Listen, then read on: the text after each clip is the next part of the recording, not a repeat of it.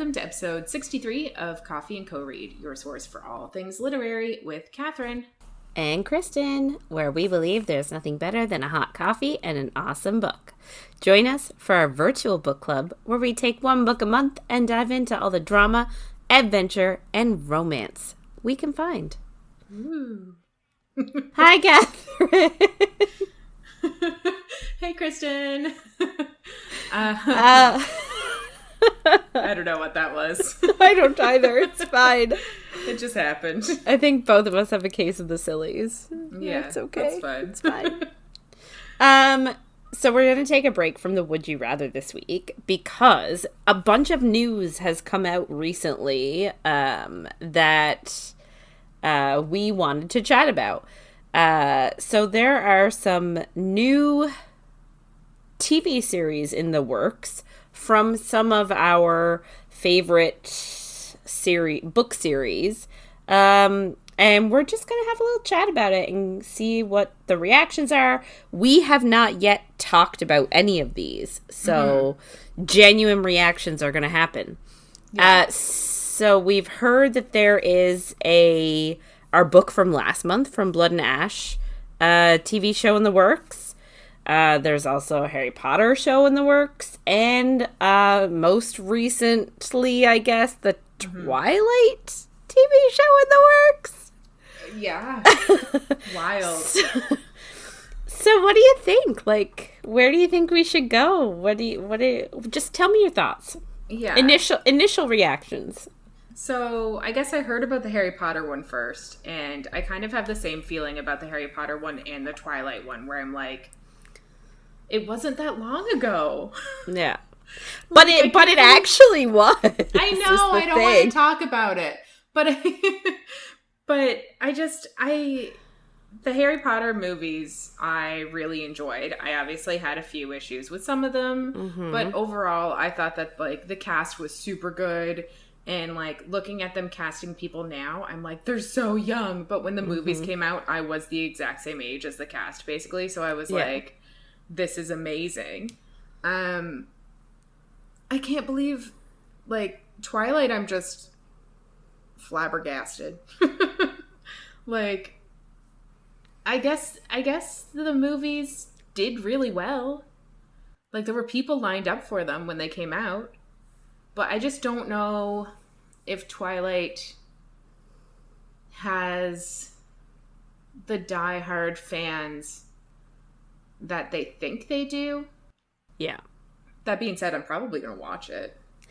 I feel the same. I feel like the issue with Twilight is so many people are into it, but I don't think they are for the right reasons. Right? Like when you think about Twilight now, people haven't read it in ages. Like, people that are the demographic audience now have not read it. Like, you know, it was geared towards, like, how old we were when we read it. Like, teens, early 20s, right? Yeah. Late teens, early 20s. Teenagers are not reading the Twilight. No. Because it doesn't have a good reputation for solid writing. Yeah. Right? Like, everybody thinks that it was a huge mess in the writing department. I don't agree or disagree. I'm not going to comment on it. Yeah. But, yeah, like, so many people think that it was a terribly written book, and they all make fun of it. You know, the sparkly vampire thing. Like, everybody makes fun of it. I feel Still like a better love story than Twilight is, like, a main saying. Yeah. Yeah, and, like, I feel like it's the butt of a joke. Yeah. And, like, even from the movie standpoint, like, everyone makes fun of, like, Kristen Stewart. Oh, God, what's her name? Girl who played Jessica. Really popular. Anna Kendrick? Yes, sorry. So, Anna Kendrick, like, has even come out in interviews and said, like, I don't even remember being in that movie. Yeah. She's, like, purged it from her brain. Even she finds it embarrassing, the fact that she's acted in it. Yeah. Same with Robert Pattinson. He's like, oh, that was a terrible decision, right? Yeah. So, like, even the actors don't like being associated with the fact that they were in the movie. So, like, I just feel like while yes, it did well at the time, I feel like it hasn't aged well, and I feel like now it is literally the butt of all the jokes, and I don't think it's a good idea. Yeah, I completely agree. Like, also, it's been a while since I've read the books, but I feel like if I read them now, it'd be like many other books that I read at that age, and then rereading them now. Like Blood and Chocolate. I reread that, and I was like, oh shit. Yeah. I feel like Twilight would have a similar, like, oh dear God, like, what have I done? Yeah, how messed up was my childhood brain that I thought this was romance. Yeah. But yeah, so, like, I don't think I don't think the relationship holds up. And, like, times have changed since the book came out. And, like, maybe in the show they'll change things as well and make it more time appropriate or something. But that's also a struggle. I don't know how they do that. Well, like, the whole, like, people still comment on him watching her while she sleeps and how creepy that is. And I will be the first to say that when I read that as a kid, I did not see a problem with that. But now, as an adult, I'm like, oh shit, yeah. Plus, he's like, what was he, like 100 years old and she was 17? That's a problem. Yeah. Like, that's a problem. Yeah. So I don't know, and I don't know how they can get around that. Yeah, other than, like, completely changing the story, which, like, then it's not the story. So I don't like when they do that either. So yeah, I really don't know where they're going with this. I feel like maybe the movies weren't amazing, but, like, I would still watch the movies over wanting to watch a new show of it. Yeah, but it's for, like, you know, for reasons that when the movies came out, we were teenagers. Like, you know, they hold a special place regardless of how good or bad they are. Mm-hmm. You know, they still have meaning. They're, what's that word? Nostalgia, but yeah, nostalgic. That's what you're thinking. Yeah. Well, like, we went to when the last one came out. We went to theaters and watched every single movie in a row, and it was amazing. Great. It was great. Yeah, I loved doing that. That was so Me fun. Too. I remember we started at 12 o'clock in the afternoon, watched them all. Even went to the restaurant nearby, got drinks, went to the coffee shop that we both worked at to get sustenance that way. Like, we went for it. Yeah. And it was so good because, like, I think it was the day that the last movie came out too, and last movie came out at midnight. Yeah, so we were literally in the theaters for like 12 hours, which is something longer than that, obviously. If it starts at midnight, then it's not going to be over till even later. But, like, that's something I would never do now. I can't even imagine being in the mall for that long. Yeah. But, yeah, it was super cool. But, yeah, so those I'm a bit wary about. I don't think they're necessary, but, like, I think that's also just because... But, like, Twilight's not even as long ago as the Harry Potter movies. Because we were old enough to drink when it came out. Yeah, that's true. Do you know what? So, my opinion on the Harry Potter movies or the Harry Potter show is that while I appreciate their attempt, because the movies have gotten a lot of flack for not including very relevant details, right? Like, the whole thing with the Marauders, there was, like, nothing to do with Peeves. Like, there were so many nuances that were left out of that, out of the movies for the sake of time, which I understand. You only have 2.5 hours to tell a story. So, like, I get that they can't put everything in there. So I understand that now they're trying to, obviously they're still trying to capitalize on the Harry Potter franchise.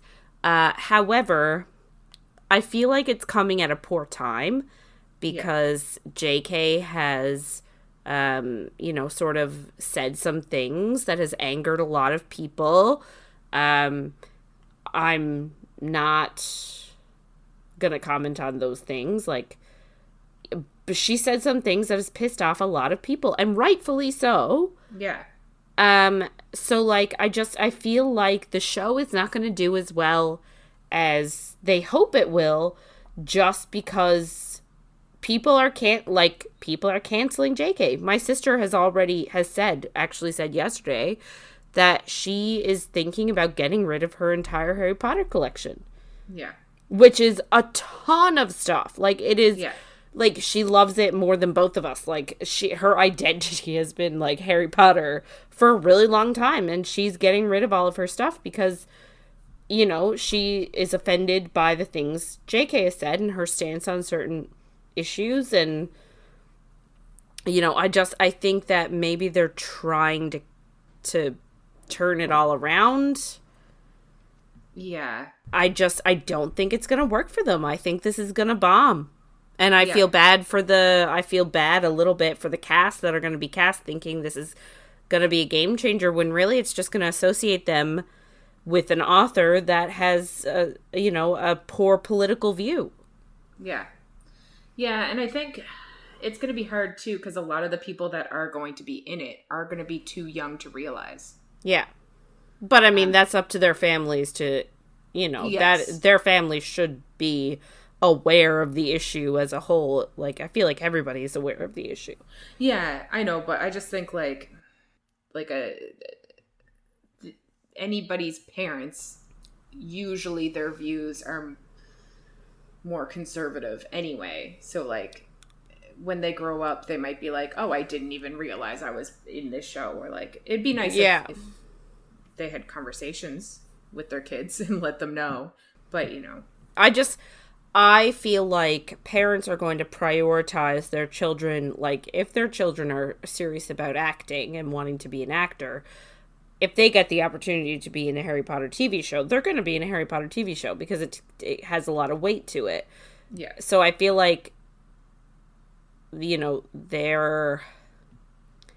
kids' viewpoints on agreeing or not agreeing politically, or whether the parents even agree or disagree politically, I feel like that's going to come secondary to the child's, to the actors, to their in acting and, what they want out of, Like, obviously, the people that were in the Harry Potter movies did really well with them, and you would expect the same thing to happen. With a TV series. Yeah. Yeah, I guess I don't think it's necessary. And I know, like, it's such a, like, older generation thing to be like, why are they remaking that again? But that's kind of how I feel about both of them. And, like, I'm going to watch the Twilight TV show for sure, because I think it's going to be fucking hilarious. Yeah. Yeah. But, like, there's also just so much media lately. It's impossible to watch everything. I don't think I'm going to want to, like, put my effort into watching a Harry Potter series. Like, no. Especially considering, and I say this with love, it's probably going to get canceled because everybody's going to be so pissed off about it. Yeah. Yeah. So I feel like there's no way, like, I don't want to invest my time into a TV show that is 7, like, that's what they intend. They said they're going to do 7 seasons for 7 books. Mm-hmm. It's not going to, I don't think it'll make it to 7. And why would I put my time and effort into watching a show that has, like, I don't want to get attached to their version of the characters. I don't want to get, like, I don't want to see what happens if I know that it's not going to keep going. Maybe once if it makes it to 7, then I'll watch. Maybe, but it's still up in the air. Yeah, and there'll be so much other shit out by then that will, like, be on to other stuff.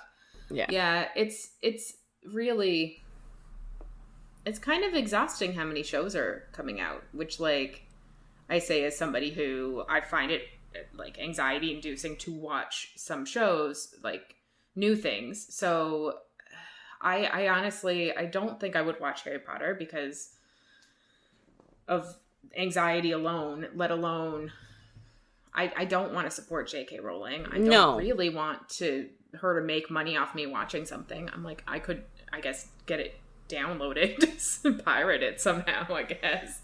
But like, well, that's it too, right? Like, that is the thing. I don't want to support her either. So like, how do you separate your love of the series with your love of its creator? Yeah. I will argue one thing, though, is that, yes, she created it. However, there are so many other people that have worked on it, both as a movie series and as a future TV show. There's going to be so many people with their hands in that. Like, while I don't want to support JK, I do want to support all these other people that, you know, probably don't share those views. Yeah. You know what I mean? Literally exactly what I was going to say. Yeah. Like, you don't want to not support, like, the actors and actresses and all of the behind-the-scenes people and, like, so I do, but, yeah, so that one's, there's a lot to that one. It's a hard one. From Blood and Ash, I'm actually quite excited about. Me too. It's so funny, because, like, last week, not last week, when we were discussing the book last month, we literally talked a few times, I think, about what the TV show would be like, because we talked about maybe Ben Barnes being Castile, and we also, like, I think there was one other thing that came up, I can't really remember right now, but we just, like, had talked about if it's a show, and then I think it was even announced last month, but I didn't see it until recently, and I was just like, holy shit, we're gonna get it, Yeah. Well, and characters. It's funny because I remember when we were talking, had a list or something, and we talked about books that we would like to see turned into movies or something, or TV shows, and I actually said this book. Yeah. And this was like ages. This is like last year in one of our like earlier episodes. But I remember saying that like I thought that a movie and or TV show could really like focus it and make it really concise and less repetitive. Now, I will say the repetitiveness doesn't really start until book 2. Yeah. But, like, I thought that a TV show was a great idea to sort of help streamline it and add that element of adventure and action that I think this book would really benefit from. Yeah. So, like, I'm actually quite excited to see what they do with it. Hopefully they get some really awesome cast. I would love to see who they pick as, Castile, as Poppy, and as Victor. Yeah. Yeah. And the Duke and Lord Mazine, too. Like, I hope that they pick some really good villains. Yeah. Yeah. I am excited for this one, I think, like, especially having just read the book. Yeah. But I do think it's going to be super interesting, and I am excited to see where that goes. Yeah. I also like how they're actually doing TV shows for everything now, instead of like movies. Back when they first started, they were just movies for everything, and then it wouldn't get everything. And like, that being said, I know Vampire Academy just had a show, which we didn't finish, and like which is already canceled. Yeah. Well, if I wasn't going to watch it, who was going to watch it? So, because I love the books. But I haven't finished Shadow and Bone season 2, to be honest. I probably will. I think it is following the book is okay-ish. And I know going into it, the author was like, this is just a reinterpretation. Don't take it as like a word for word. But I do find that that's hard too, because like, that's what I want. I don't want a reinterpretation of something that I think is already good.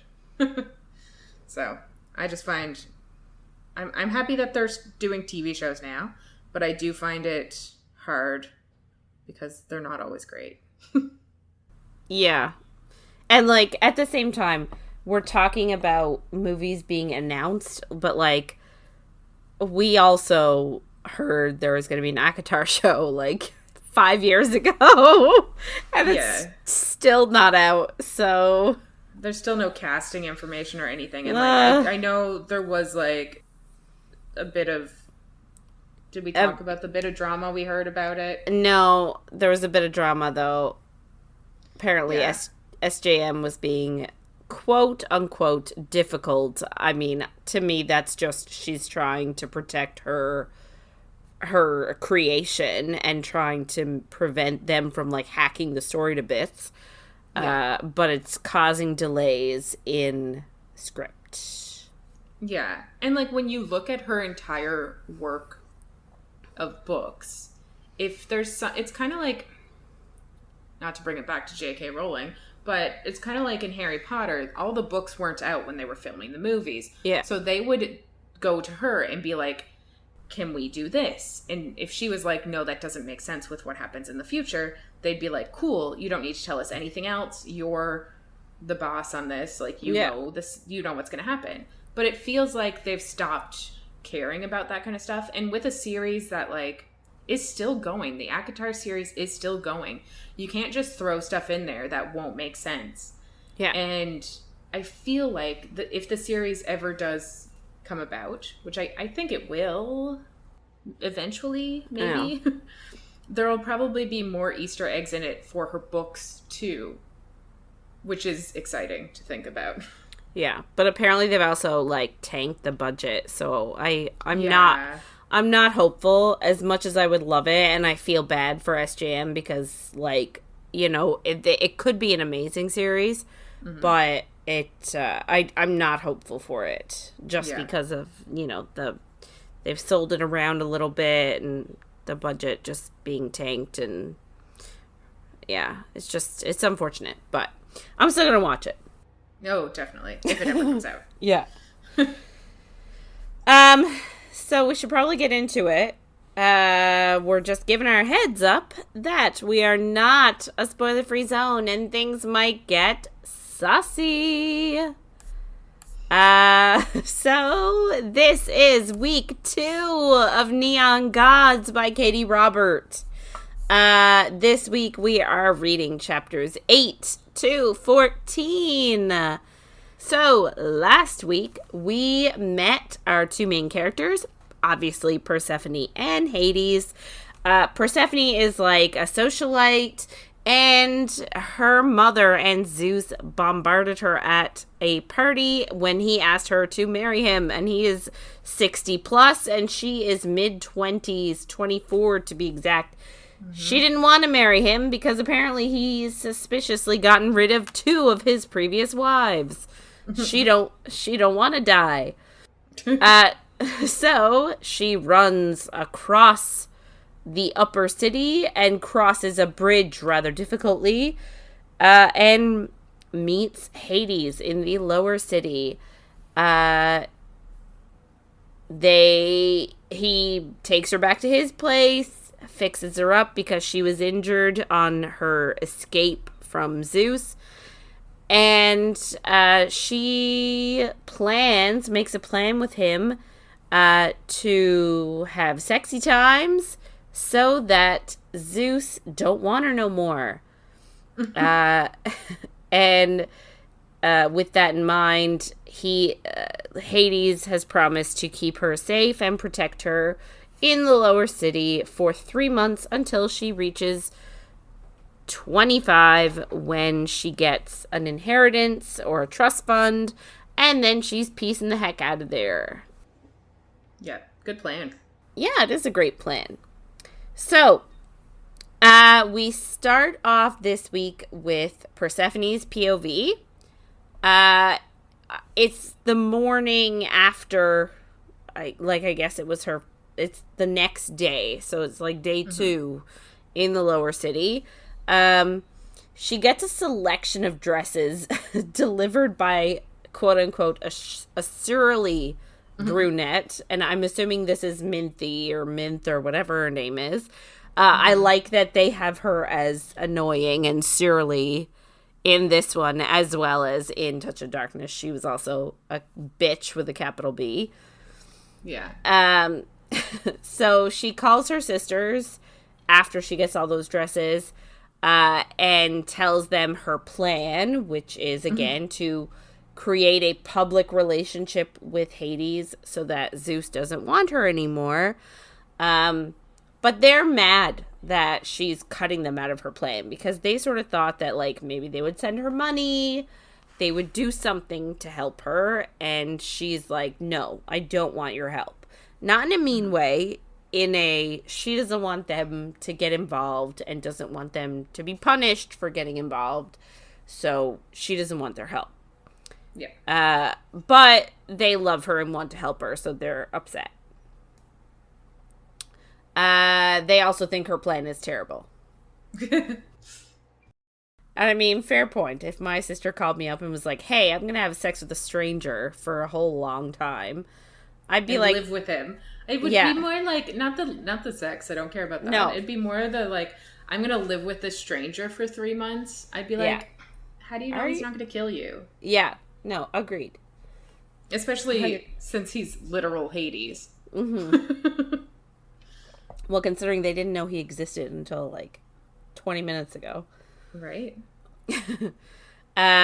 So anyway, she was thinking about, like, this call with her sisters, and she hung up with them. And then she thinks about the kiss that her and Hades had.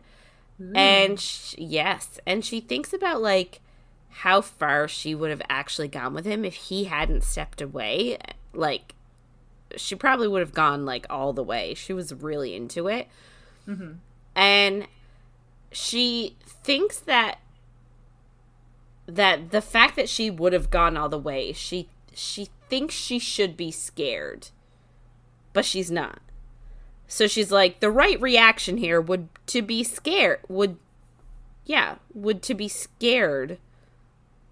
of how violent, like, not violently, but, like, how passionately I responded and how much I wanted to have sex. Like, that should scare me, but it doesn't. Yeah. But she also says that, like, this is her finally being able to be her true self. Mm-hmm. But, like, if it were me, I would low-key be a little bit scared. Yeah. Like you just said, living in a stranger's house, just flat out offering him sexual favors, like last night she slept in the tub because she was afraid. Yeah. So we go from that to get in my pants. Mm-hmm. Very quickly. Yes. Like, she literally barricaded herself in a bathroom. Mm-hmm. So how is it she's not afraid? Don't know. It's fine. It's fine. So I guess Hades has said, like, we're gonna start tonight. So, like, see you later. And that happened last week. Like he said, we'll start tonight. Peace out. Yeah. So she doesn't really know what he has planned, obviously, but thinks that, like, there's no way it can be worse than anything related to Zeus. Which is just sad. Yeah, well, like, it's kind of established that Hades is a bit kinky, so, like, he could be into anything. Mm-hmm. Like, bondage, like, you know, spanking, mm-hmm. Like, stuff that she's not experienced in. Yeah. Anyway, so she starts to do her hair, and sees a bunch of hair care products in the bathroom, and she wonders if, like, this is the room where Hades keeps women. Mm-hmm. Like, if he has, like, a sexual partner, is this the room they stay in? Because there's a bunch of hair care products. And I'm like, yes, I would also be wondering that. Oh, 100%. But it just never comes up again? Never comes up again. No. She thinks it for 1 second, and then she's like, and... yeah, I don't care. Don't care. Yeah. So? She picks out one of the dresses, and, oh, surprise, surprise, it's too big. She's so small. Such a tiny little girl. She's so tiny. And so she puts on, like, one of the dresses, and she's, like, you know, it's one of those, it's like flows, it's like a shift dress, so it's supposed to be baggy. And she's about to put on, like, one of the pairs of high heels when Hades knocks at the door. And she opens it and sees him, thinks he looks, like, hella sexy. But he thinks, she's like, oh, sorry, like, I'm almost ready. I just gotta put on shoes. And he's like, you're being ridiculous. Why on earth would you put high heels on after, like, cutting up your feet? That's her big injury. She's got cut up feet. And he's sort of like, you know, you're also, like, you were being really ridiculous to run through Olympus in your, like, skinny little, your, like, shifty little dress. And she sort of chafes a little bit at this. Like, he keeps bringing up her not taking care of herself, and she keeps bringing up, like, that she's an independent person. She doesn't want him to take care of her. And she sees a distinct difference between between sleeping with him and him trying to take care of her. Like, there's a line there. Like, obviously, if someone wants to take care of you, it means they care about you. Sleeping with someone, you know, that same thing is not there. Yeah, exactly. These are sort of tropes that I don't super appreciate. Like, the whole, like, oh, I'm so tiny. And, like, they bring it up quite a bit. Like, there's another section where she curls up in his lap and he can put his chin on her head. Curled up in her... Like, she's like a small child. Yeah. And, like, I get part of it is she's short, but it's also, like... I don't love the whole, like, glamorizing being tiny. And, like, clearly we get into it a bit this week too, but, like, she doesn't eat a lot either. Yeah. So it's like she's not necessarily a healthy tiny. No. Because, like, obviously bodies come in all different shapes and sizes, and it's hard to know if someone's healthy, but clearly some of the things that she does aren't healthy. Yeah. But also, like, I don't know, it just... So this whole, like, oh, I'm so tiny, everything's too big for me, sort of bothers me. Because, like, when can we get, like, a curvy heroine, like, real talk now, like, a genuinely curvy, like, size 10, 12. Yeah. You know what I mean? Like, I feel like when they talk curvy, like, SJM, everyone argues that Bryce is curvy in Crescent City. But, like, I'm thinking she might be a 6'2" and 8. Like... Yeah. You know what I mean? To me, that's not curvy.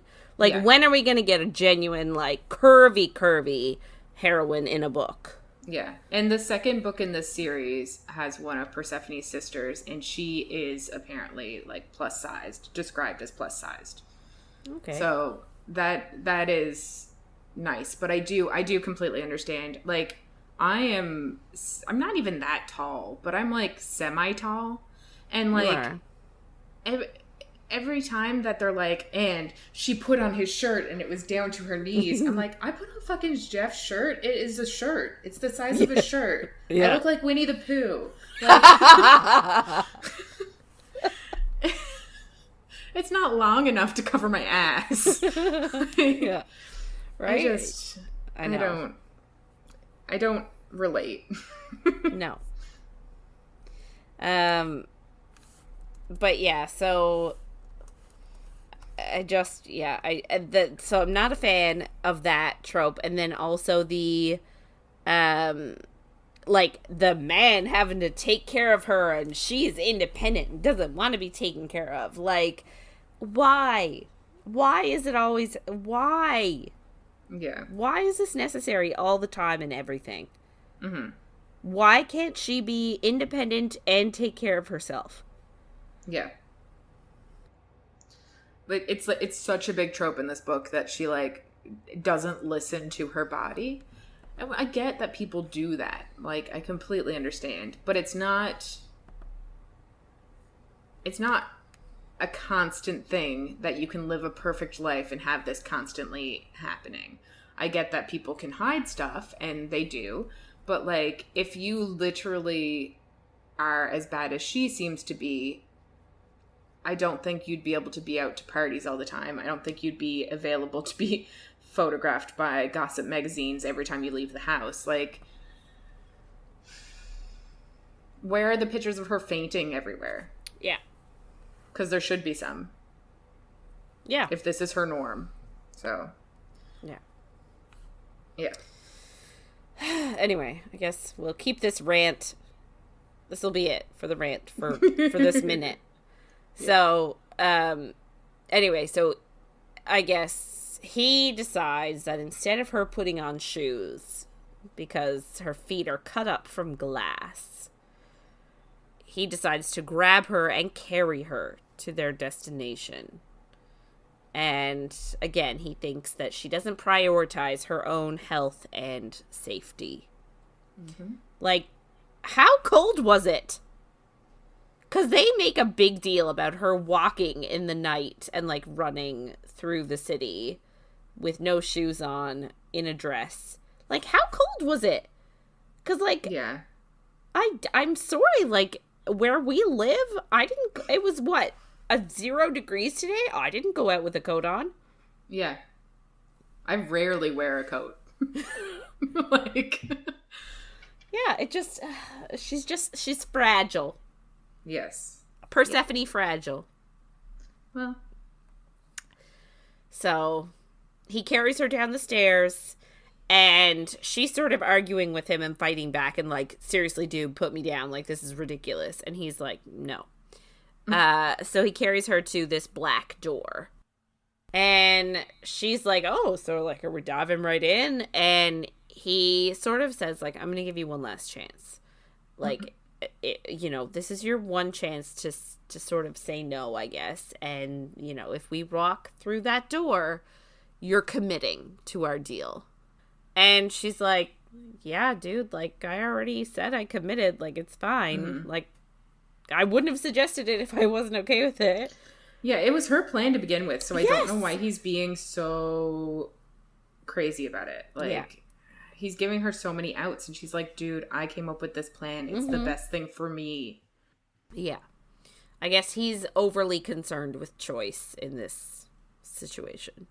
Yeah. And I guess it is because he's like, oh, this is the only thing she can do to get out of this, so... Yeah. I need to make sure that she actually wants to have sex. I do get it. Yeah, which is I actually appreciate that. So, like, he is concerned that her suggestion of the plan was born of need. And, like, in his mind, that's not really consent. Consent because you have no other options is not true consent. So I do appreciate that. You know what I mean? Like, yeah, for sure. So I like it, but at the same time, dude, it was her plan. Like, chill the fuck out. Yeah. If she didn't want to, she would have said something by now. She's pretty vocal. Yeah. And then he tells her, like, okay, if we're doing this, you need a safe word. And essentially implies that he really values consent. And she actually comes back, and I loved it. And she was like, well, I guess that only applies to sex because I objected to you carrying me down the stairs, and you still did it. And I was sort of like, yes, thank you, good. But she sort of says, like, dude, I have other options if I really wanted to. Like, she could go to her sisters if she really wanted to, but she's choosing this. Yeah. So she picks a safe word, pomegranate. Imagine. I feel like this scene is what got the author's, like, idea for the book. I feel like she was like, Hades Persephone would be a cool retelling, and then she was like, I want to make it kinky, and the safe word will be this. I don't know why, but that's just my headcanon about this. Yeah, it makes sense. This scene specifically to me feels very 50 Shades. I didn't read it. I know you didn't. I know you can't add in, but I feel like she read 50 Shades and was like, this would be great with Greek mythology put in. Oh, yeah. Which, in 50 Shades was based on Twilight, so. Oh, my God. Full circle here. Yeah. Anyway, so they go into the room. They make their way in. And she describes it sort of like a banquet room, like similar to Zeus's room that she was in for the party. But like dark and like sumptuous. And there's a ton of furniture around. It's not sparse and empty. There are like couches and chairs everywhere, and everything is leather. And there's a throne that's like all black, and there's like red velvet curtains hanging everywhere, and there's no windows. So it's like your typical like sex dungeon. Yeah. With a ton of with audience seating. Yeah. And she also says that she sees like some sex furniture. Like there's like a spanking bench and some sort of cross thing that I didn't really understand. The first time I read this, I know I looked it up because I was like, I don't know what that is. But I've since forgotten again. Yeah. And then there's also like a suspension frame if you want to like truss someone up. And there's like a dais, like a little stage. And Persephone thinks that it looks really expensive, but also really cold. Like similar to like Zeus's banquet hall, how his room is really cold. Like this is equally so. Mm-hmm. The only thing is, it's empty. There are no people. That's weird. It is weird considering they're supposed to have a public relationship. Yeah. So she's sort of like confused, and he's like, "Give me a little credit, please. I'm not going to throw you to the wolves on the first night." Like their first time together being in front of a bunch of people. And I appreciate that. Yeah. But why make her think you are? Mm-hmm. To see if she's going to back out, I guess. And I can kind of understand it. But I'm also like, why is there no communication? Yeah. Well, listen, to be fair, this entire book could be cleared up in 10 minutes with a conversation, and we both know it. That's true. But most books can, so I can't really be mad about that. I'm not mad about it either. It's my issue in every book, and then I'm like, yes, there wouldn't be a book. Yeah. Anyway, so he wants to ask her some questions about what she's comfortable with. And she's a little annoyed, to be honest, because she's geared herself up and, like, psyched herself up for public sex. And, like, but she hasn't done any kink before. So he knows that. Like, he was like, you're a virgin. However, you haven't done any kink. So, like, and having sex in public is a form of kink. Mm-hmm. So, like, maybe not a great idea. But I do appreciate where she's coming from. Like, having, like, psyched yourself up for this and, like, ah! And then just going in and there being nobody there is sort of like, oh. Yeah. So he instead asks her things that she's willing to try. Like, including bondage and, like, public sex and, like, all sorts of stuff. He's just asking her a bunch of questions, like, what she's into. Mm-hmm. And she thinks that some of the things that he suggests she has never thought about before, but thinking about them gets her all hot and bothered. So obviously she's more adventurous than she thinks she is, and that that anybody else really knows about. Yeah. So when he's all done with the questionnaire, he sort of tells her, he's like, when we're in this room, you have to answer with, yes, sir. Which straight up gives me Christian Grey vibes. Like, 1,000,000% this is a Christian Grey thing. But it's also, like, it's a thing for... I know. All doms. Yeah, dom something it is. I agree with you. But also said if she doesn't follow instructions, immediately she'll be punished. Mm-hmm. Usually the punishment is better than not being punished, so, like, it doesn't feel... Yeah. And punishing. We're going to get into it in a few minutes of, like, something that she is into that deals with the punishments. So she's realizing at this moment that she doesn't have to be, like, the perfect sunny version of herself in here, and she's getting really excited about it. And this is a reoccurring theme throughout the book, is her adjusting to not having to put on that persona. She also thinks about how, like, she's sort of, her life has been gearing up to this because she's been curious about Hades for a really long time. And, like, this is sort of been her life, like, gearing up to this. She feels like her life was meant for this. Yeah.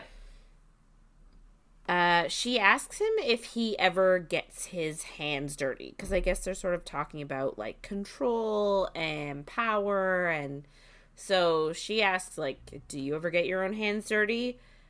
And he says, he sort of said that, like, he's always had a thing for the kink, but now he's using that desire to serve his purposes. And sort of insinuating, like, I guess they were sort of chatting about Zeus and how, like, Zeus doesn't ever have to get his hands dirty anymore because his reputation just does everything for him. So she's just sort of asking, like, do you ever get your hands dirty? And he talks about how he has parties now for members of the upper city to sort of spread his reputation around. And that's how he carves out, a solid reputation for himself. He tells her, I think he tells her, but that she's wasted on the upper city. And they're sort of just standing in this room, so obviously he gets concerned about her feet again, because, you know, the shards of glass that were in there must have hurt so bad. Yeah. He tells her that, like, he can tell that she's the type of person that would like to run her body into the ground. And he says that I'm going to be checking your bandages later, and if you hurt yourself unnecessarily, like if you take yourself too far, there will be consequences. And she's sort of like, dude, it's my body. Like, I can do what I want with it. And got a point. She does have a point. However, he responds with, no, tonight, it's mine. Ooh. I don't know how I feel about this whole, like, possession thing. Like, I'm okay with it if they're sharing equally. Like, if he says, tonight your body is mine and my body is yours, I'm okay with it. I don't know how I feel about him being like, no, your body is mine. Yeah. Like, my heart does go all aflutter, but then my logical part of my brain is like, oh, I don't know. Yeah, I get that. I think there's a bit too much about her not being able to take care of herself and him doing it. Yes. Like, she is 24. She's lived her life until now. She's doing something. Yes. Yeah. I mean, she's still alive, so obviously she hasn't done a terrible job. Like, yeah. I do get it. Like, clearly she's not prioritizing herself, but, like, I feel like that's a different thing than him being like, she's killing herself because she's not listening to her body is completely different than being like, I am in a high stress situation at the moment, so this is how it's gonna go. Because, like, of course she is. Yeah. I don't know. Yeah. Anyway, he helps her up onto the stage in the middle of the room, and it's only about, like, 12 inches. It's not, like, a huge stage. It's just, like, a little platform, we'll say. And then he goes and turns on a spotlight situated over the dais, I'll call it. And then he asks her to take her dress off. And him just asking her that gets her all hot and bothered. So she takes it off. She has nothing on underneath, which is very like, you're going on I'm calling it a first date with someone. I know you've already agreed to have sex with them, but, like, that's scandalous to not wear any undergarments. Yeah. Like, presumptuous. Anyway, so she takes it off. And he starts, like, lightly touching her, like, not anywhere sexy at first, like, just, like, her arm and, like, down her sternum and her stomach. And it's very, like, a light touch. And he tells her that he will fulfill all of her desires and fantasies as long as she obeys him. Hey. Yeah. I mean, sure. Whatever floats your boat. So we switch to Hades' POV. So he keeps, like, testing her to see if she'll run away. And he keeps being surprised at how she reacts and how she's, like, into it. Like, I guess he still thinks of her as, like, a pretty prim socialite. And doesn't think anything of, like, her real personality, I guess. But he's, like, getting really turned on by the fact that she's in his house naked. But, like, hates that her life has made her not take care of herself. And I'd just like to know, like, he met her yesterday. I feel like this is what I'm going to keep saying over and over again. Like, they met yesterday. Yeah. Like, this is exactly what we said about the other Persephone one, isn't it? Like, yes! It's literally the title of one of our episodes. Yeah, yeah. But it's true. Like, they really only met yesterday. I don't understand why he's so like, why does he love her standing naked in his house so much? Like, he loves it. He's like, oh, yeah, I, like, can't get enough. Yeah. Ooh, yeah, I can't get enough. But really, he's really hot and bothered by the fact that she's standing naked in his house. Yeah. So I just don't understand. Like, I guess it's just instant chemistry. Must be what it is. They just both seem very emotionally attached when they don't even know each other. Yeah. Like, I get hers, like, being attracted to the dark figure that you think is a myth, and, like, maybe he's different, and then you meet him, and he's, like, gentle and takes care of you, and you're like, oh, he is different. I love him now. Yeah. She's also 24, so it's very easy to fall in love at 24. It is very easy to fall in love at 24. Anyway, so moving on. He starts touching her vagine. Yes. And he's getting all hot and bothered because she's all hot and bothered. So he's, like, really into it. And she, like, comes in, like, 30 seconds. And he, like, desperately wants to have sex with her at this moment, but he doesn't. He doesn't want her to be able to control him. And this is a reoccurring thing that pops up for him over and over again, is that he does a lot of things not because he wants to, but because he doesn't want to be controlled. And this is sort of one of those things. So, like, he really, really wants to just, like, have sex with her right now, like, penetrative sex. But the idea that she would have control over him and that he cannot control his need for her is not acceptable to him, because he needs to stay, like, scary and tough for his people. So he's like, okay, after her orgasm, he, like, puts the dress back on her and starts carrying her back up to her room. And she wants to have sex.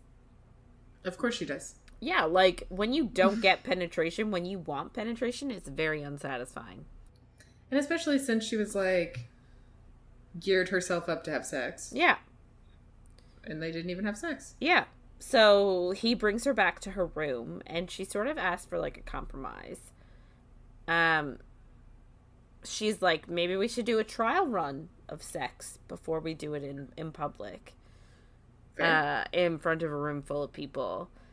And he's sort of, like, cagey, and, you know, it makes her sort of realize that he already has a plan mapped out of how their interactions are going to go. So she offers instead to suck his cock. And he says, like, you're used to getting your own way, aren't you? And she's like, I mean, I guess. And he's like, well, here's a word you need to get used to. No. And I don't know how I feel about it. Like, she's literally asking to suck your cock, dude. Like, and he doesn't want to give it to her just because she asked.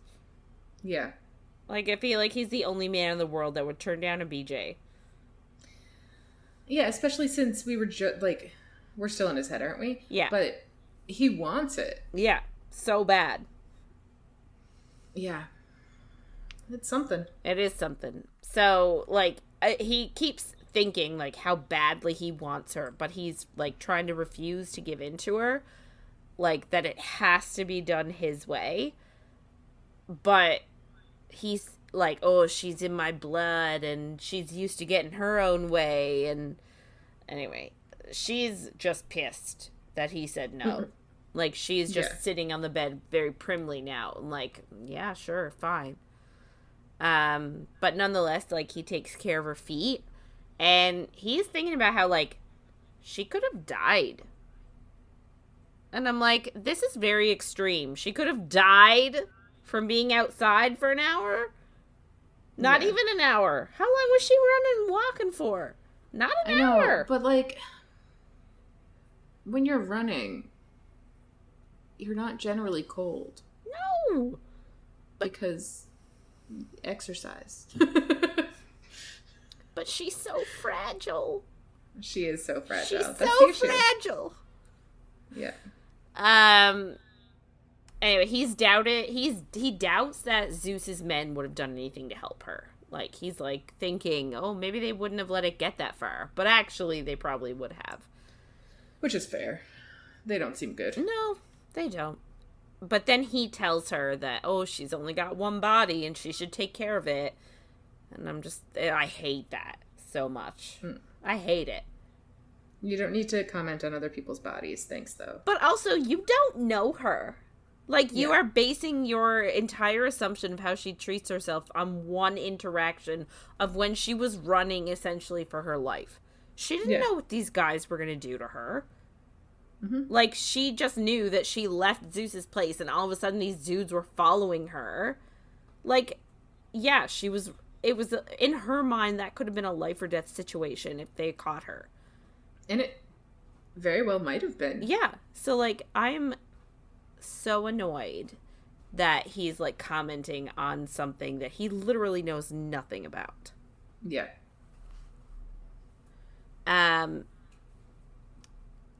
So, like, obviously she's annoyed because she's thinking, like, it's not like she purposefully hurts herself. But then she's like, oh, but, you know, when I'm stressed, obviously, like, I might forget to eat or something like that. Like, I can neglect myself when I'm stressed out or something. But, like, don't we all a little bit? Like, yeah, I'm a parent. I feel like neglecting my needs for others' needs is, like, my job. Yeah. So, I don't know.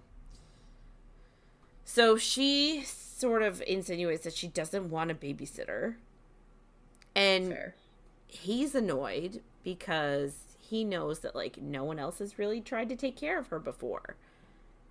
And he knows that he probably shouldn't, but he can't help it. He wants to take care of her. So, he thinks that, like, him taking care of her and caring for her is gonna, like, sort of be the ruin of him. Maybe. Yeah, but it's also like, she's only here for 3 months. Like, you can't just force it on her. Maybe try to help her, but, like, in 3 months' time, she's just gonna go back to the way she was. Yeah. You're not gonna change her. Yes. So, we switch now to Persephone's POV again. She doesn't really believe him when he says that he wants to take care of her. And she says it like she doesn't really want him to, because she's an adult. Anyway, so, like, she does sort of admit to herself, though, that, like, if he was being less pushy about her taking care of herself, she would probably admit that her, like, how dangerous the last night was actually for her. Mm-hmm. But, like, the fact that he's being pushy makes her want to push back. Of course. You know, don't we all? We all want to defend ourselves. Yeah. So she also wonders what, like, sex is going to be like with him. Because he managed to, like, figure out how to get her off in, like, 30 seconds with just his fingers. So she's like, actual sex is probably going to be amazing. So she says that it's been a long time since she wanted someone as much as she wants Hades. Not since Maria a few years ago, but that was just meant to be a fling. Mm-hmm. So I'm sort of torn at this, like, and I want to hear your thoughts. So yeah, she just casually pops in that Persephone has been, like, is attracted to men, and now we learn Maria, like, a very typical female name, and refers to her later on as with she, her pronouns. So, like, we get now that Persephone also likes relationships with women. Mm-hmm. Do you appreciate this, or does this bother you? That's a good question. I'm like, I don't know how I feel about it. And I think that's kind of like a bit what you were saying. But like, I appreciate it a bit, but I'm also like, is it just that this world is different?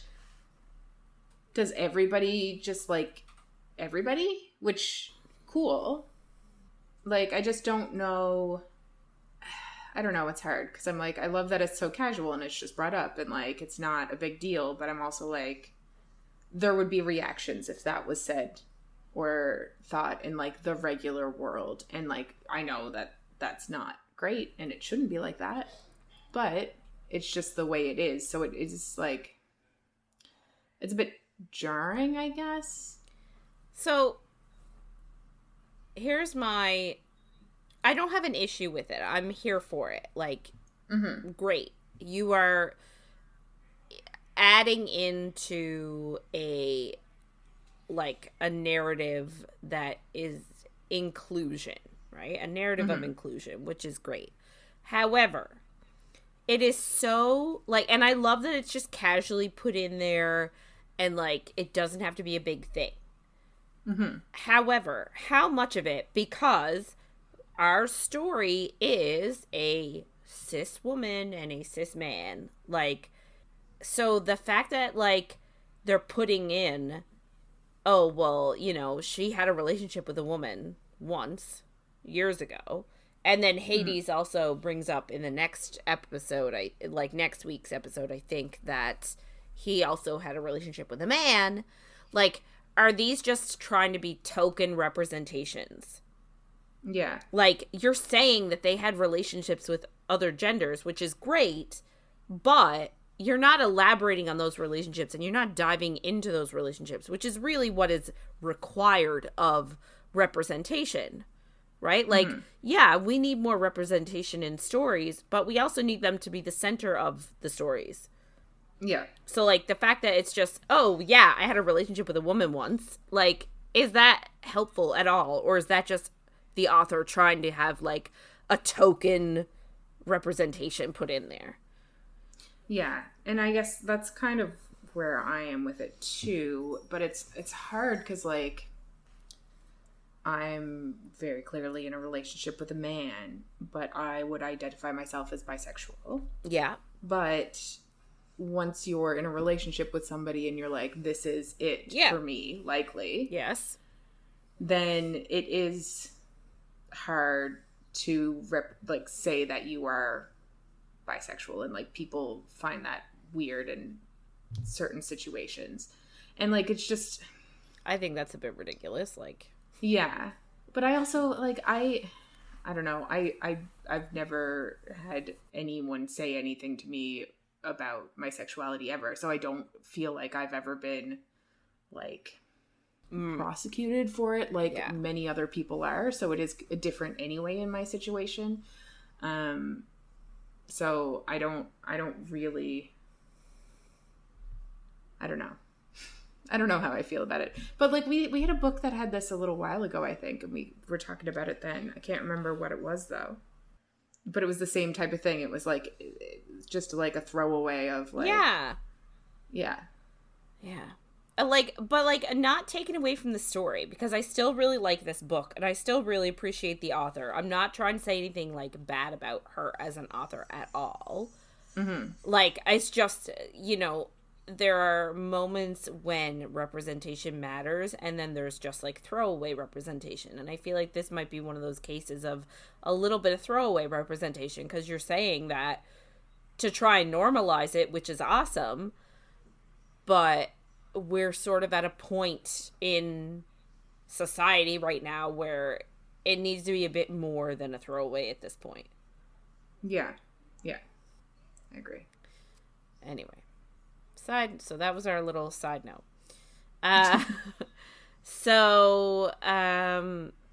She said that this like Maria person, they were together and it was really passionate, but she said it was just meant to be a fling, which I also don't understand. But at the same time, I haven't had flings, so I don't understand how going in, oh, I'm passionate about this person, but we're not long term. Yeah. That's what... Is that a thing?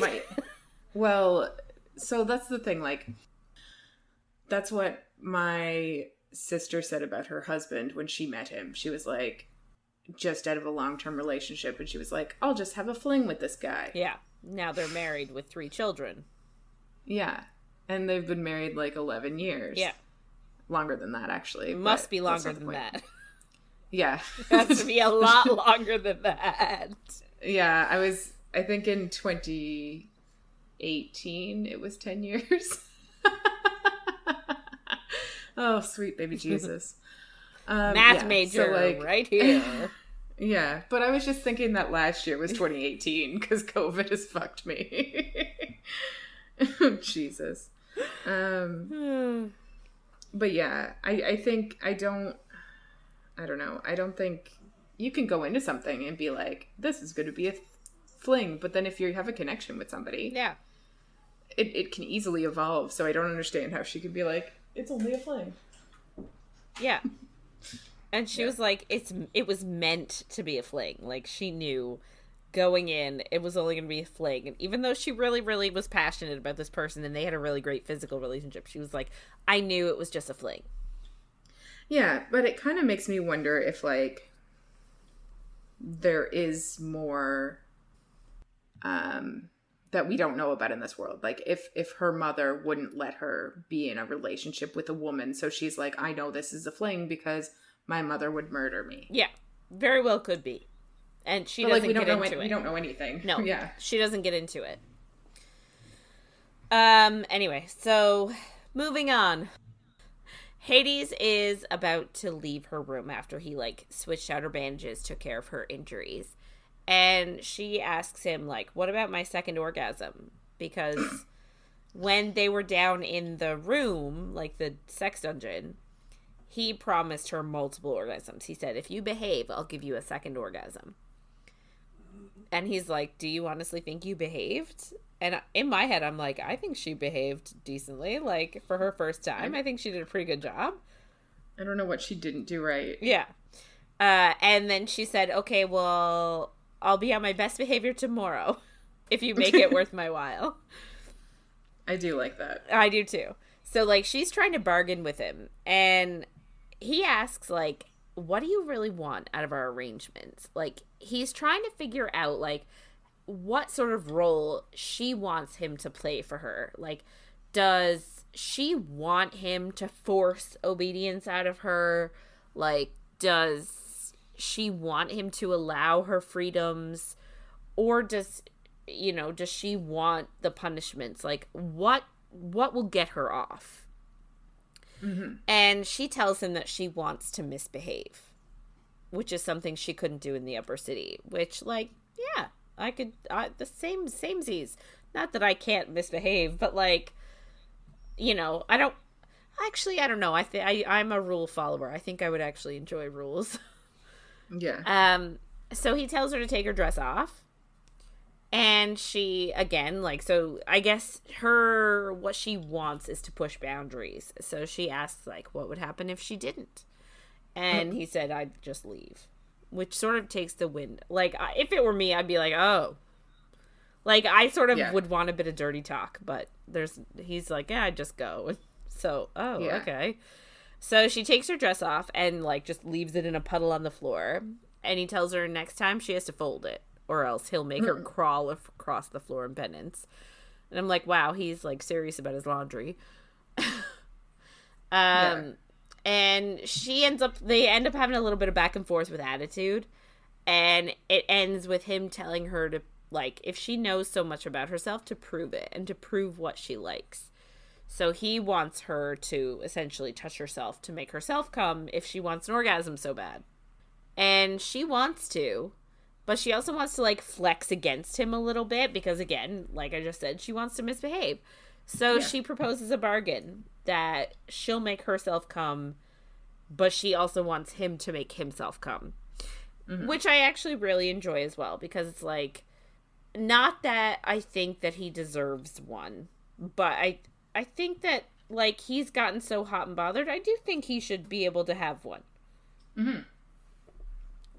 Yeah.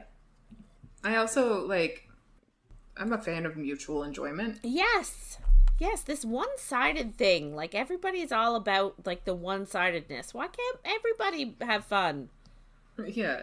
And I think his issue is he's like, it's a power thing. He wants the power. He doesn't want to give her the power. But I'm like, that is your issue. Yeah. That is just the main issue he has in this book. Yeah. So he takes the deal. So he takes his dick out. And he doesn't take off any clothes. He just, like, takes his penis out of, like the little zipper. So it's, like, poking out from his pants.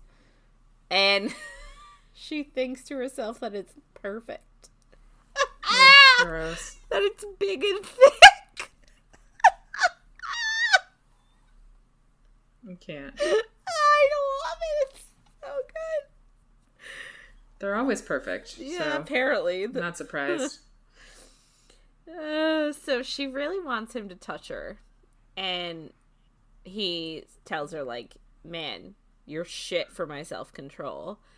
But he obliges her. And, like, when she says touch her, she means with his penis. So he takes his penis and he runs it along her clit. Like, he runs it along, her folds, we'll say.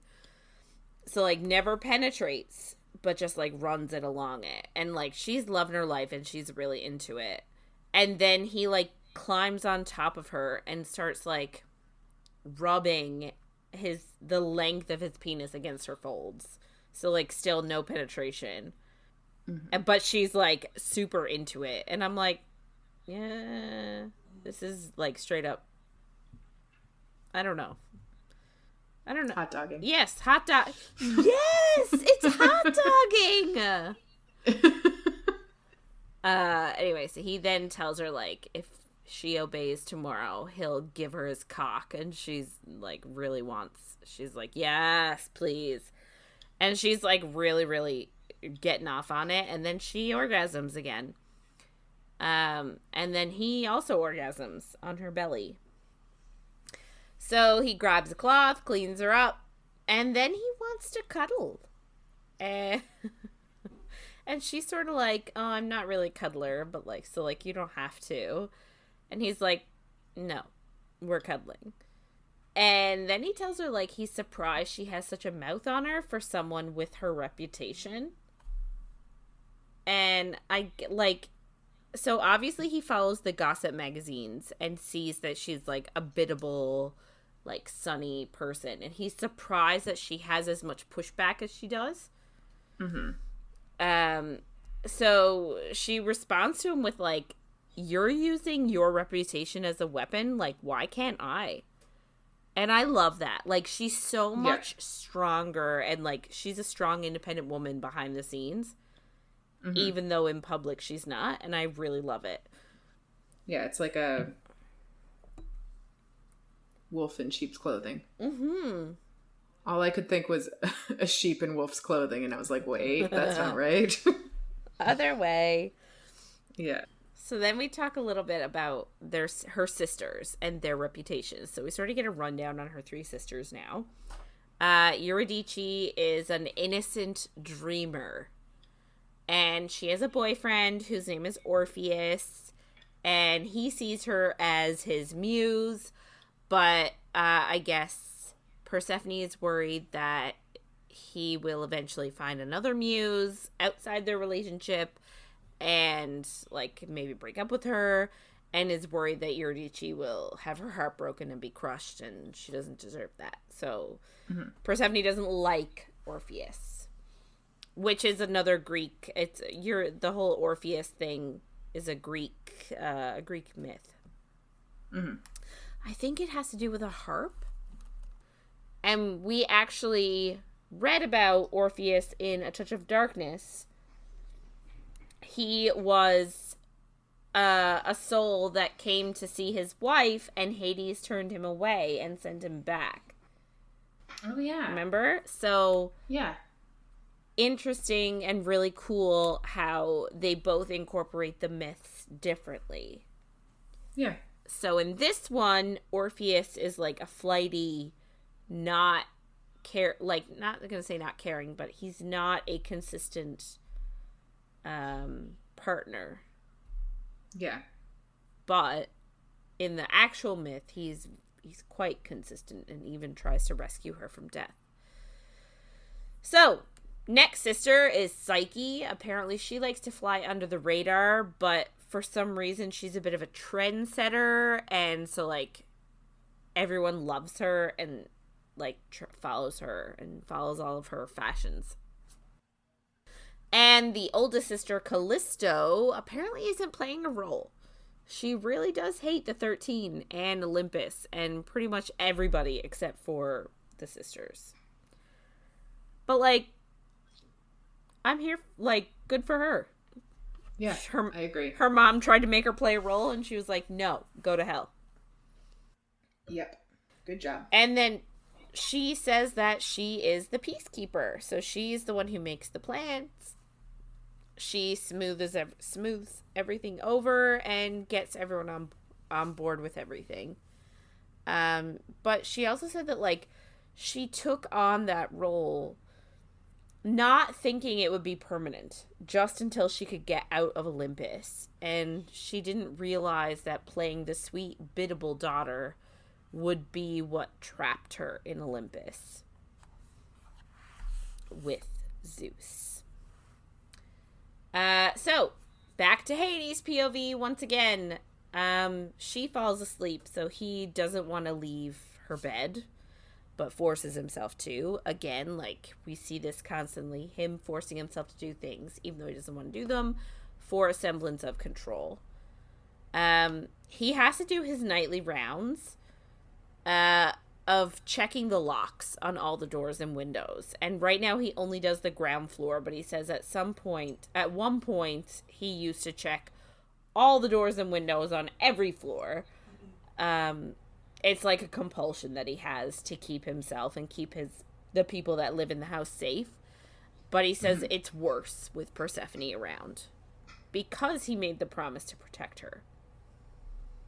And he says that he knows that Zeus would not hesitate to set the house on fire with Persephone inside of it if he knew there was no getting her back. Like, right now, there's still a chance that he can get her back. Like, they don't really know the extent of why she is there, right? Like, they still sort of think maybe she's there against her will.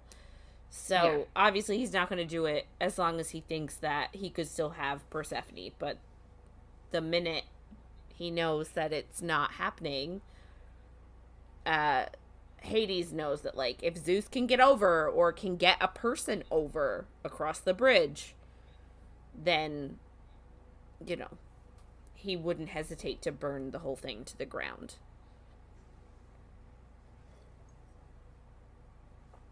So he goes to his room, and surprise, surprise, Hermes is there. And he sort of, like, he keeps coming with this narrative that they're not friends, but they're obviously friends. Yeah. He just doesn't want to admit that they're friends. He cares about someone? Yes. But he also says that, like, when Hermes and Dionysus are around, the house doesn't feel as large and looming. So he's obviously very lonely. Yes. But she is there on official business. She's not there like she was last night just to, like, hang out. She's there officially. With a message from Demeter. And this is cool because when the message comes out, it sounds just like Demeter. So, like, he calls it a sort of mimicry. But I wonder if this is, like, a little bit of magic, too. Yeah, that's kind of what I wondered. I was like, is a part of this actual magic? Or is it just impressions? Like, I don't know. Yeah, I don't either. So, the message essentially is that he needs to return Persephone to her, or she will cut off all resources to the lower city. So, like we said, Demeter is she is the one that controls supplies, like food supplies and all that sort of thing. So, you know, she's essentially threatening the lower city with starvation. Like, we will stop sending you supplies, which is a dirty, rotten thing to do. 100%. But Hades suspected this. He sort of knew that she would make this, I don't know what you call it, ultimatum? Yeah, that's a good word. So they talk a little bit more, Hermes and Hades, about how the power hungry the 13 are. And Hades is sort of like, you know, you're in the 13 too. And she's like, yeah, but I'm, like, different. I'm flighty and fun. And she also says that, like, you don't really understand what goes on in the upper city because, like, you are isolated in the lower city. So she's like, no one is fighting for power or, like, stabbing people in the back. And they actually talk about a time when Ares literally went at a party, went up to another guy and, like, stabbed him in the back. And the 13 ended up making that charge go away. Like, Ares was never prosecuted for doing that because the guy he stabbed was skimming off the top, like, of Ares' business. So he had it coming. But, like, that's sort of the power of the 13 is, like, they can essentially do what they want and get away with it. Yeah. So, but again, like, Hades doesn't have to deal with that same stuff because he is on his own. He's essentially, like, a dictatorship. Not an unhappy one. Like, but he handles, or, like, a monarchy. Like, he handles the lower city on his own. Mm-hmm. So there's no power struggles. Yeah. He thinks then about Persephone, Obvi, and how she's here of her own volition, and anytime she wants to leave, he will not stop her from leaving. But he says, like, if Zeus and Demeter come across the bridge and try and take her, then they'll have to go through him.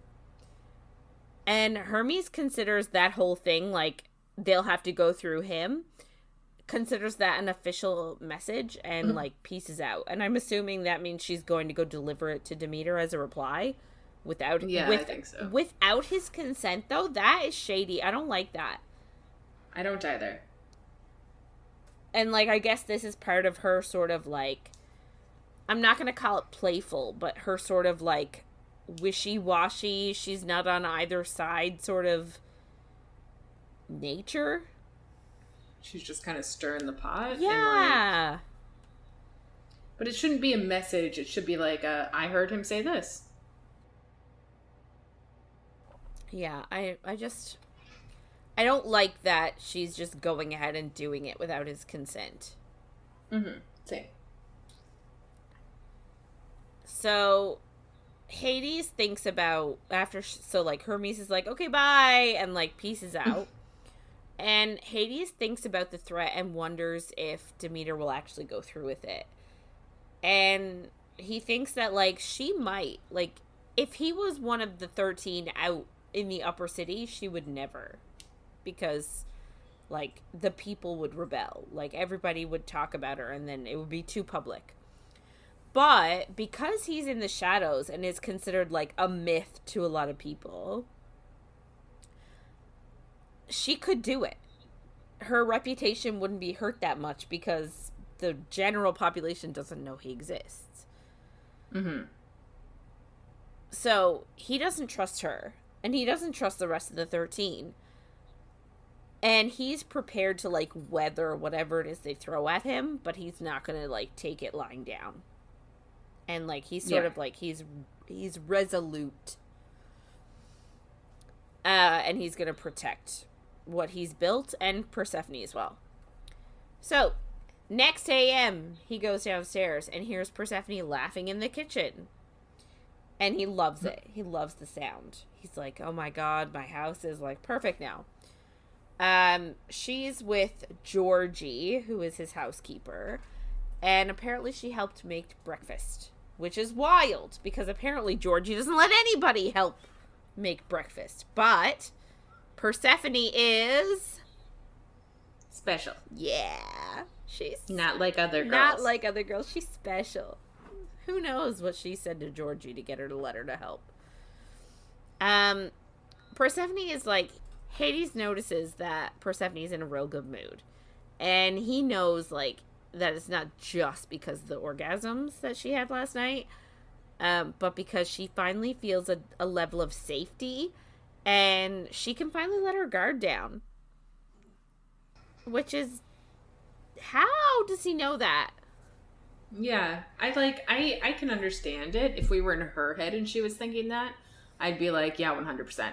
But him saying it, I'm like, dude, you don't know shit. Yeah. Anyway. He thinks that already the house feels more alive. And he doesn't want to get used to it, because eventually she's leaving. But he knows that at this point, he's going to do what he can to keep her safe. No matter what threats are thrown their way, he's going to protect her.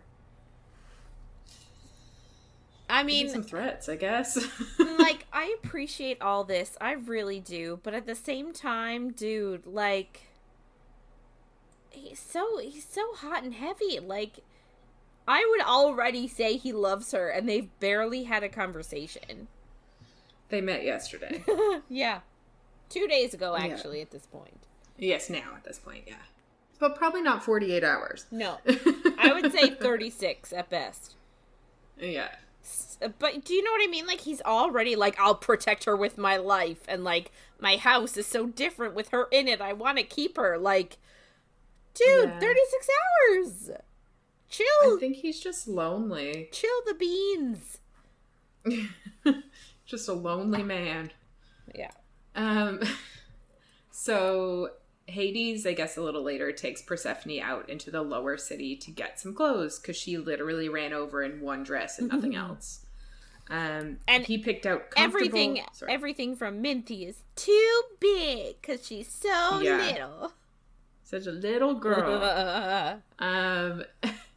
He has apparently picked out comfortable but ugly shoes for her. So I guess because her feet are still hurting, he's, like, very worried about her feet. And a giant coat. But yet he has not called a doctor.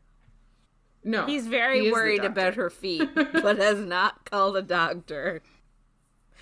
And, like, I know you walk on your feet all the time, so, like, when you do cut your feet, it sucks. Like, it sucks. I know it sucks.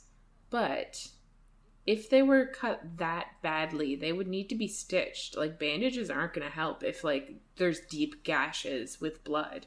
Yeah. But, like, also, women are expected to walk in heels with friggin', like, blisters and open sores on their feet all the time. So, like, I feel like we're used to it at this point.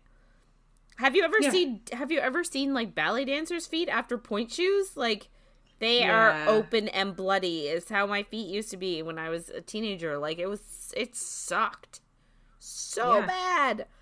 But you still did it, and I could still walk and still had to go to school the next day, regardless of how many blisters and open sores I had on my feet. Yeah.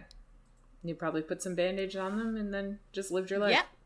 You didn't have an overbearing asshole telling you to get off your feet. Yeah. Like, now, would I have appreciated a handsome man coming over and saying, let me carry you everywhere? I would have been like, yes, please. But that would have had nothing to do with sores on my feet and more to do with just me being a teenager and hoping that, like, a prince would come and sweep me away. Edward Cullen would come over and pick you up. Yeah, or Prince Harry, either or. Fair. I was obviously much more into vampires, still am. Anyway, he also has a giant coat for her because, like we said, no clothes. Yeah. And she feels very taken care of, which is a new feeling for her.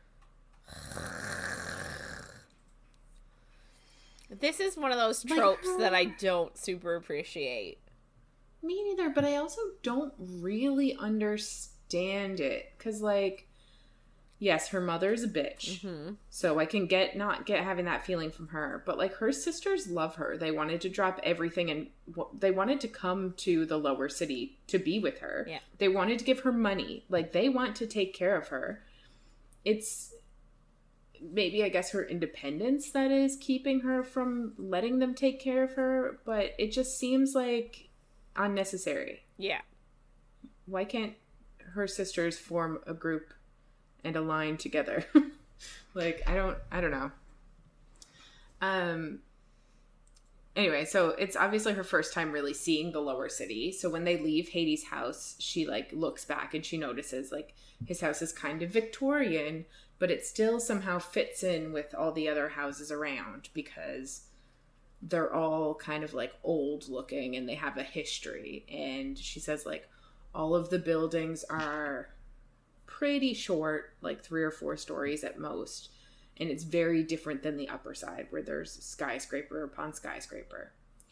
The street is super clean, which is different than the alley that they first went down to get to his house. Mm-hmm. And there's a lot of foot traffic. And she says the people are varied. And she, like, comments to say, like, one guy's out in his pajamas just running to the corner store. And then other people are, like, dressed up. And I'm like, it's just kind of funny. Like, interesting. See, when you said that people are varied, I was thinking, like, ethnic. Race-wise? Yeah, like, ethnically varied. Not, oh, one guy's in his pajamas. Yeah. That's all I can remember from that scene is that she mentioned a guy in his pajamas. I don't know what other varies she said, but I was like, oh, it's not what I was expecting. She asks him to show her around because, like, she's very curious. And I think that is a trait of Persephone in everything that we've read about her. And at first he's kind of wary because he doesn't want her to just, like, gawk at his people, and he's very protective of them. But she says that she just wants to understand the lower city, so he agrees to a short walk after they get her clothes. They kind of have a conversation about Hermes and Dionysus now. Hades admits that he doesn't actually know how Hermes gets in and out of his house, which is just amazing. But, like, I wonder, like, is it magic or can she just pick a lock? I don't know, because he has security cameras. So, like, I feel like she has some kind of magic. Yeah. But, like, does no one else have magic? Is she the only one that's actually a god? The world is just confusing because I don't understand anything.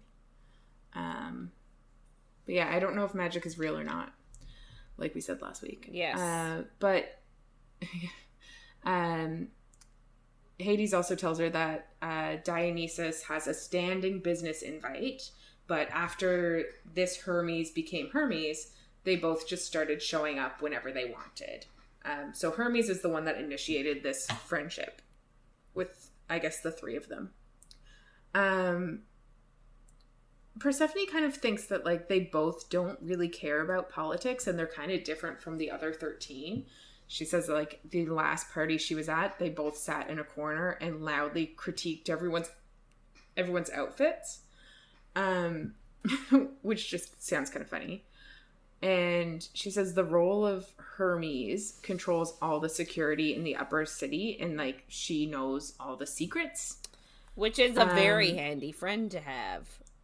Right? If he's, like, gonna have a Hades, friend, it should be He should be jumping on this. He should be smarter than this. But also, like, I understand why he's not, because he thinks that, okay, well, if she works for all the 13 because she handles everybody's secrets, that means she also handles my secrets and can sell them to, like, the highest bidder. So I get it. It's true. Yeah. I just want them to be friends. Yeah. And apparently Dionysus is a jack of all trades under the umbrella of entertainment. And I don't remember if we get anything else about that, but I don't really understand what that means.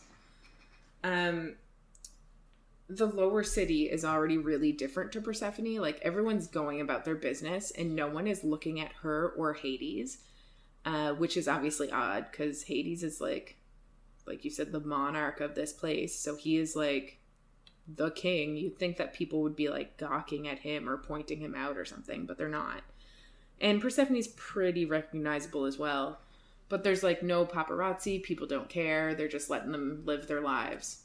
What? So it's different? It's special there? Yeah, everything's different here. They get to the designer's warehouse, and it's giant and full of like multiple different fabrics, and everything looks amazing. And we hear that the owner, Juliet, was once the designer for one of the Heras. But when she mysteriously died, Juliet wasn't quiet about like blaming Zeus for it. So she was run out of town. But of course, one of Zeus's daughters has worn one of her styles. Like, Persephone recognized one of the dresses and was like, hey, Zeus's daughter was wearing something exactly like this. And like, the rich people still wear her designs, even though she's run out of town. Lovely. Yeah. Juliet comes up to them, and she is apparently beautiful. And she recognizes Persephone and is a little surprised, I guess, that she's there. But then she ends up measuring her for gowns and then loungewear and then lingerie. And I'm like, I'm just jealous. I know. I want all of that. I know. I would like somebody to personally dress me. Yeah. And also like everything to be my size magically. Yeah. Like I don't have to try it on and it's like which number is going to fit me today. Like, sorry. No, fair point, man. But it is totally true, because that is the issue with like sizes in stores. Is like one day you'll be a size blank, and then you go to a different store and you're like 3 sizes up. It's ridiculous. Yeah. I rebel. I'm gonna stop wearing clothes. I was just gonna say that. Like, honestly, I was just gonna say that. Like, how can you rebel other than not wearing clothes anymore? Just gonna go to school with no clothes on. Oh my god. You would be arrested so fast. So fast I would be arrested. Oh, dear God. God, I wouldn't even make it, like, through the parking lot. No. So funny. Yeah, sure. Hilarious.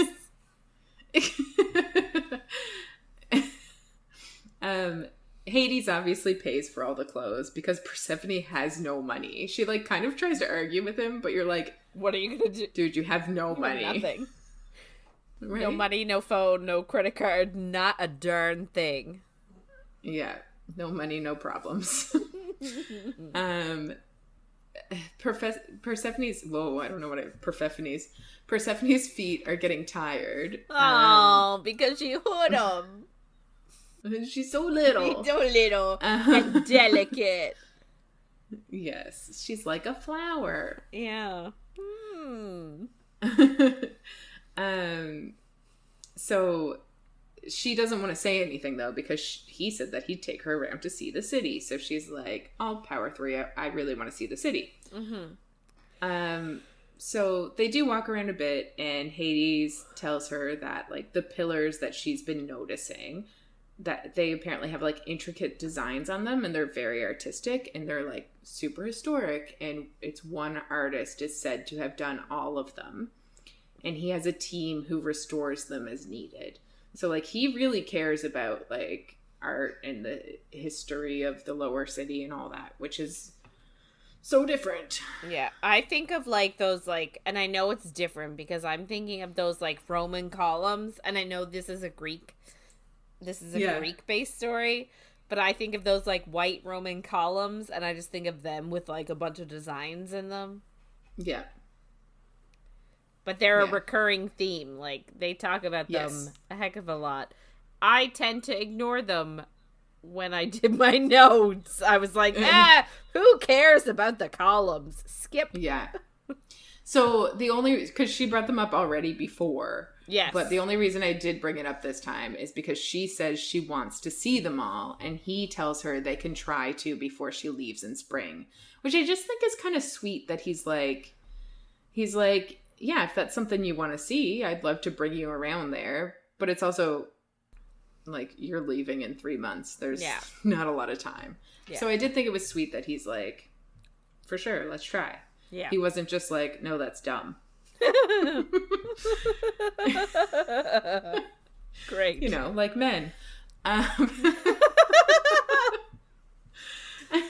But obviously he doesn't feel like that. Anyway, so Hades then takes her to a flower shop, and the owner like throws Hades the keys when he asks if the greenhouse is opened. So they go over to the greenhouse, and of course it's beautiful, and it reminds Persephone of being a little girl in the country and like fields of wildflowers that her and her sisters would play in. Of course. Yeah. Obviously all of that was before her mother took over as Demeter, and she seemed like maybe she was a better person back then, but who knows? She does ask Hades like why he comes here, because like I don't know, he doesn't seem like the type of person to go tend to flowers, I guess. Yeah. But he says that the greenhouse was... No, he says he comes here because he loves the flowers, but also the view. So then he obviously shows her the view. And when you look out the window, I guess, you can see both the upper and the lower city. And you can see the river Styx that bisects them. And apparently it's like a breathtaking view. Which would be like kind of cool to see, but I can't picture anything in my head. So it's kind of lost on me. Like, do you think they're like up a hill? I don't understand. They must be on a mountain. How do you see things? Because she was like, the buildings are only 3 or 4 stories high. Like, if you're not in a skyscraper, how does Zeus's skyscrapers not see into the lower city? Is it like, is the lower city higher than the upper city? Did they fuck up naming them? I don't understand. Anyway. Hades also tells her that the greenhouse is owned by a family friend, and when he was 14, he stole a car to try and leave Olympus, but he couldn't follow through on it. Like, he got to the border, and he didn't even try to get through, which, like we said before, we don't really understand the border. No, we do not. So maybe we'll get it in one of the other books, but I don't know. Maybe, but, like, this book is such a one and done, and we've spoken before about how the other books are based on other couples, right? They're different relationships. So not that these people might not make an appearance, I'm sure they do, but like, do I care enough to read the other ones? But I've read the second and third one, and I just bought the fourth one, so like maybe I will figure it out in a different book, because good. At least one of us will. Yeah. But I get what you're saying. Yeah, so he couldn't go through with it, so he came back, and he told Andreas, who is the older guard that has been like a father figure to him since his parents died, basically. Yeah. And Andreas punished, in quotation marks, him by having him help at the store. So, like, he was like, I don't know if he was actually trying to punish me or if he was trying to give me an outlet for my, like, anger and all that shit. And Hades says that he, like, still helps out to this day. But he says, like, Matthew, the guy that was at the front then, is the new owner. And when he took over for his father, like, I guess Hades is more uncomfortable because Matthew is afraid of him. And... Aww. Persephone, like, completely disagrees, and she's like, Matthew looked at you like he hero worships you. I don't think he's afraid of you. But Hades can only, like, see fear out of people because that's what he expects. Right. Which is, it's sad, but it's also kind of expected, I'd say. Yeah. Hades does tell her that she can come back anytime she wants, and like even if he's busy, he'll find someone else to take her, which is really nice of him, I think. Like, but like she must be really having a good time. Yes, she must love be enjoying it. Yeah, I guess the view is just so beautiful. I think it just means a lot to him, and he's like, it means a lot to me, so it'll mean a lot to anybody. Which is not how things work, but sure. So she's obviously super exhausted, and they start to walk back. And I think it says like she takes 3 steps, and then her vision blurs, and she's like falling to the floor. God. And she's literally about to like smoke her face off the floor, which won't be good for her face, when he like scoops her up. And he asks why she didn't say anything about, like, feeling faint. And he tells her she needs to stop ignoring her body. Yeah. So, but like, so he just, like... I'm so annoyed. Because I'm sorry, there is no way that running through a city for, like, half hour to an hour is gonna make you, 2 days later, still faint. Like, but we kind of get into why she actually is, which I also. Okay, I'm sorry. With. Okay, I'm sorry. Okay. Continue. Sorry, I got upset prematurely. It's fine. So he takes her home, and I can only imagine him just like carrying her through the streets. Like, is nobody looking at them? Like, does nobody care? Is it weird that I picture him in a duster? Oh my god, amazing. I like it. Oh god. He takes her to the 3rd floor of his house, and she's never been there, so she's like curious. And they end up in an office that's attached to his bedroom. And she kind of just... Right? I'm like, why is he taking her there? Mm-hmm. They're gonna have sex because she's not feeling well. That'll solve everything. Just give her an O. Hand him out like Oprah. Smart. A great idea, actually. When you're not feeling well, orgasm solves all problems. It literally, like, if you have a headache, gone. I find. It's the best. So... She tells him, like, she just has low blood sugar. She just needs to eat something. And he asks her when's the last time that she had a full meal. And she says, maybe breakfast the day of the party. But that was 3 days ago. But, like, she had a breakfast sandwich this morning. She helped Georgie make it. I know. I don't really understand. Because she was like, well, I've had snacks. Is a breakfast sandwich just a snack? But, like, also, does Hades also not eat? Because if they were hanging out together all day, then he also must not have eaten. So then she should also admonish him for not eating and not taking care of himself. Yeah. But, like, she's been there for the last 2 days, and he hasn't checked that, like, they haven't had a meal together? That seems odd. Was she supposed to just fend for herself? That's a great question, actually. You would also think that if he wasn't available, so, like, the first day she was there, you would think that he has a staff. He would send food to her if she was intent on staying in her room.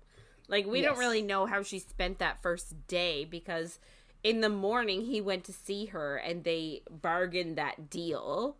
Mm-hmm. And then... we don't really get another glimpse until evening, until nighttime, when he takes her to that room. So, like, what were they doing all day? Like, I'm sure he was working, but, like, would he not have ensured that she had, like, food going to her room? It's really weird. I don't understand it. I feel like this is both of their faults. Yes. If I was hungry, I would end up in the kitchen. 100%. And, like, Georgie was there, so she would have fed you. Yeah. But she says she doesn't eat when she's stressed. And, of course. Yeah. So he obviously just gets mad that she won't take care of herself. Mm-hmm. And he leaves and he comes back with 6 people and one has a table. And then the 5 other ones have different takeout containers. Love it. That sounds amazing. I know. I'm like, that sounds like goals. And she's kind of like, what a waste. I can't eat all of this. But he's like, no, the staff will eat the leftovers. It's fine. I'm like, okay. She kind of wants to resist, but she knows she needs food. And she feels like Hades, like, kind of gave her a glimpse into himself when he took her to the greenhouse. So she's like, I shouldn't really resist. We're like starting a thing, relationship, getting to know each other, whatever. Then we pop over to Hades' point of view, and he's annoyed that she doesn't listen to her body's needs. For the love of God, leave her alone. Right? She's not gonna die of starvation or anything like that. Like, she'll eat. She will. She told you why. I'm sorry. She ate this morning. She had a breakfast sandwich. Yeah. Leave her alone. But she told him what was wrong. Like, she was like, oh, sorry, I just got lightheaded, low blood sugar. Like, I just need to eat. So, like, it's not like she's completely... She knows what happened. Yeah. It happens. That's true. She's not like, oh, nothing, I'm okay. Yeah. If you forget to take a snack with you during the day, sometimes you get hangry. And I could almost put this on him. Like, you could almost, like, say this is his fault because they were together most of the day. What, he didn't provide lunch? Yeah. Completely agree. He kind of thinks to himself that he knows he can't lose control around her since she isn't in, like, peak condition. And he knows that, like, he's so close to losing control around her because, like, they have such a physical attraction, I guess. Fuck's sakes. Right? He also thinks that, like, he took her to the greenhouse because it's, like, his refuge, and he thought that she needed a refuge today. But he's also like, and I'm not going to think any more about that. We're just going to leave it there. And you're like, ooh. Sure, he's already worried dude. he's in love. Mm-hmm. Yeah. 48 hours later. At least she's still alive. He's pretending to read a book, but, like, secretly watching her through the corner of his eye. And when she's done eating, she just falls asleep. And, like, all I can think is that she's sitting at, like, a regular chair at a table. But she sleeps there for 3 hours. And I'm like, he does get her a blanket, but I'm like, did she just sit in a very uncomfortable kitchen chair for 3 hours? Because that doesn't sound good. Yes. That would make me more sore and feel worse than running through the city barefoot would. Honestly. Yeah. While she's asleep, he thinks he needs to change the plans for tonight, so he leaves to make some calls. When she does wake up, the 3 hours later, she's annoyed he let her sleep, but he tells her, like, she has 1 hour to get ready, and there's clothes laid out for her on his bed. And she kind of tries to argue. She's like, she has her own room. Why does she have to be here? And he, in his head, wants to say that she's staying in his room from now on because she doesn't look after herself. But he knows that that's, like, he can't say that. Yeah, that's a bit far. You can't just decide that. No. Yeah, so she does walk away from him. He likes consent, remember? Yeah, apparently. She kind of fucks with him a bit. She asks if he's going to barge in if she takes too long in the shower. And as she walks away from him, she, like, pulls her clothes off. And he, like, is helpless, but just follows her into the bathroom. And I'm like, this seems weird. Like, I get her, like, taking her clothes off for him, but I'd slam the door in his face and be like, ha! But, like, what if she needs to pee? She never needs to pee. She doesn't drink. I guess it's just like, I don't know. If it were me, I would not want my new sexual partner following me into the bathroom. Like, I would want to pee. Yeah. Yeah. Like, let me pee. Maybe even poop. Like, yeah. It's been 3 days. I just ate a lot of food and napped for 3 hours. Yeah. Yeah. So, like, I feel like I don't know. I'd just be like, dude, I need to use the facilities. Like, why are you following me? Yeah. 100%. It would be like a little bit of a flag there. Yeah. He kind of knows that she's trying to control the relationship, but he's the dom, so he can't have that. Of course. She goes to the shower, and he sits on, like, a bench that is basically at the entrance of the shower, but, like, he won't get wet while sitting there, which is, like, I can't picture this bathroom, but sounds large. I'm sure they'll have sex there later. He says her name, and she responds, "Yes, sir." And he tells her to come up to him, and she, like, walks right, like, he's sitting at a bench, and she walks right up to him. So, like, her tits are in his face, 100%. Love it. Love it. Love it. Yeah. And he says her mouth is being obedient, but her actions aren't being. Like, she's not acting obedient. She's just saying the right things. And she says that means he should want to reward her mouth. And I love it. I was like, woof. Hot. With a BJ. Right? And then she asks to pick the reward, but he says that she's wasting time and, like, she only has so long to get ready. So he doesn't want that, I guess. I don't know. Yeah. Again, he's trying to, like, control the situation by controlling his urges. Right. So she actually starts to shower, and she ends up teasing both of them, but he knows, like, it doesn't make sense to do anything in the shower with her when, like, the whole point of this is the publicness, the plot to get Zeus. Like, they only have 40 minutes for her to get ready, and then they're leaving, and he says, "We're leaving whether you're ready or not." And he waits in the study. She comes out, and she's, like, dressed in what he had for her, and she asks if he has a Princess Leia fetish, which I just found kind of funny. Like, yeah, Star Wars exists in this world, I guess. That seems interesting. Does she have the 2 buns?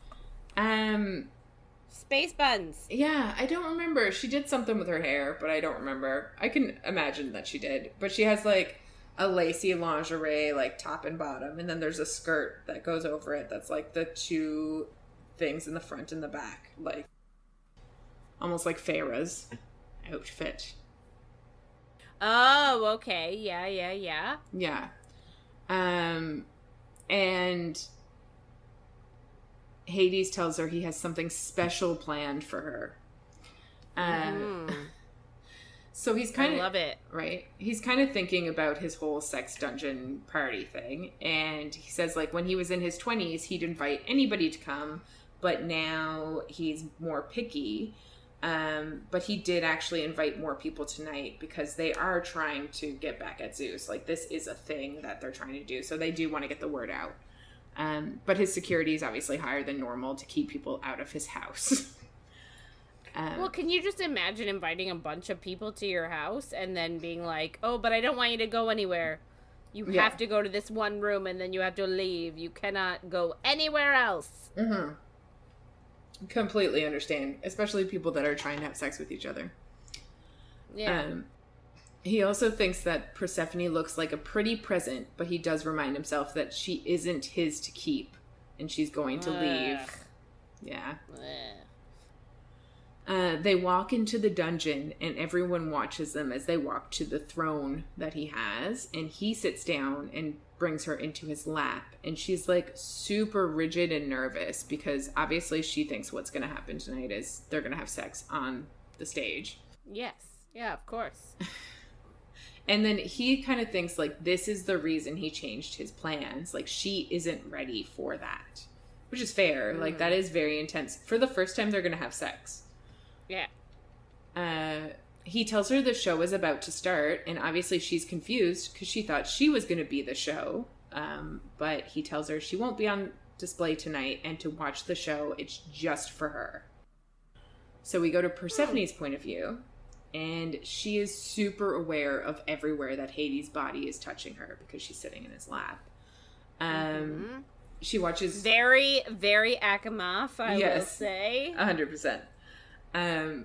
This whole scene kind of is, except for it's obviously different because... Yeah. It's not... Yeah. Yeah. We get what each other is saying. Yeah, we do. Two people step onto the stage, a man and a naked woman, and she sinks to her knees, and the guy starts to, like, bind her up with rope. And Persephone is loving it. She's kind of happy that this is her choice to be here. Like, she chose to be with Hades, and she's not with Zeus. And it's a, kind of a theme in this book that this is her choice. Which I think part of the reason that I see it so strongly is because we literally just had the same theme in the last book we read. Yes. So choice everywhere. Yeah. Which is, I get it. It's a good thing. It is a good thing. We need more of this in our lives. Yes. She's starting to get hot and bothered, and Hades asks her if it's the voyeurism or the bondage that is turning her on. And I'm assuming it's both. I would say a bit of both, yeah. Yeah. I'd be okay with either. Right? Hades is kind of like tracing the straps of her outfit, and there's so many like... So it is a bra and panty lace set, but then there's also like... straps that she had to get in as well that I guess connect it, but they're like thin or something. Anyway, while he's touching them, she's like, oh, these straps are meant to like resemble bondage ropes and like kind of bring that to mind when you see somebody wearing it. Hot. Very hot. I want one. But she did say it took her like 25 minutes to get into it. So. Yeah, but that's fine. He'll just rip it off her. Basically. He says he's going to touch her, and she leans back on him and tells him, like, that she wants that. So he does over her clothes, which I know they're not a lot of it, but, like, over the skirt and over the panties. Panties? They say panties in the book, so I know. It's such an awful word, but at the same time, like, what else are you going to say? Underwear? Yeah. Yeah. He tells her that half of the eyes on the place are actually on her and not on the show. And she kind of looks around and, like, they are being watched. And she is loving it because, like, she gets off on that. Which is fair. Yeah. Yeah. He does remind her that she has a safe word. And she tells him that she trusts him. So, like, I feel like that's a big step. Yeah. But I can see why she does. Like, even though it's been a short time, like, he's been very cognizant about her consent and, like, making sure that she is ready for things, so. Yeah. And healthy and safe. Because she can't take care of herself. He tells her that the whole room will see her when he touches her, and, like, I guess he puts his hand down her underwear and she's wet for him. She asks for more and he tells her to stop trying to top from the bottom. Which is a problem for her. Like, she's very take charge. Yes, exactly. Yeah. And that's a problem for him because he thinks that he's the dominant in every relationship. Yes. I guess he just, like, pulls down her top so that her boobs are out, and he tells her that she's gonna come hard and loud for everyone to see. I'm like, okay. Lovely. Yes. She tells him to give her his worst, and he says she wouldn't be able to handle it. And, like, I kind of think he's right. Like, clearly he's had this sex dungeon for a while, and she is very brand new to it. Yeah. He finally, like, actually puts 2 fingers inside of her, but she says that he's just, like, pitting her there and not actually moving his hand. Which I would hate. That would just be so frustrating. Yeah. I hate it. Yeah. He tells her that everyone sees them as him being a monster dragging her down into the darkness, and she asks him to ruin her. Oh. Which, like, I kind of get it as, like, a purity thing with Zeus. But yeah, I also love it anyway. Yeah. He kind of mentions, like, sharing her with somebody else, and she's a bit surprised that he would, but then he just admits that, like, it isn't a kink of his, and he's not going to share her until this is over. Like, she is his for now. So I don't really know why he brought it up.